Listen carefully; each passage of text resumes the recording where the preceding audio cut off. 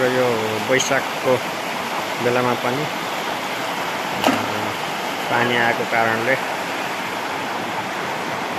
यो पुरा खोलो बाढेर यस्तो धमिलै भएको छ र हामी चाहिँ यसो के छ कसो छ भनेर मनोरञ्जन गरेर आएका छौँ। पाल्पा जिल्ला रैनादेवी छहरा गाउँपालिका वडा नम्बर 3 को टाटिङ भन्ने ठाउँ। यो ठाउँ चाहिँ अर्घाँसी गुल्मी सिमानामा छौँ। यो खोलाल चाहिँ सीमा छुट्टाएको छ। यो चाहिँ धुन पोखरीको डाँडागाउँ साइड हो भने यो चाहिँ बल्गा भन्छ। हामी ठ्याक्क पुल मुनि छौँ र अहिले म अर्घाखाँची साइडबाट चाहिँ बसेको छु। यो पाल्पा हो भने यो चाहिँ अर्घाखाँची हो भन्न चाहन्छु।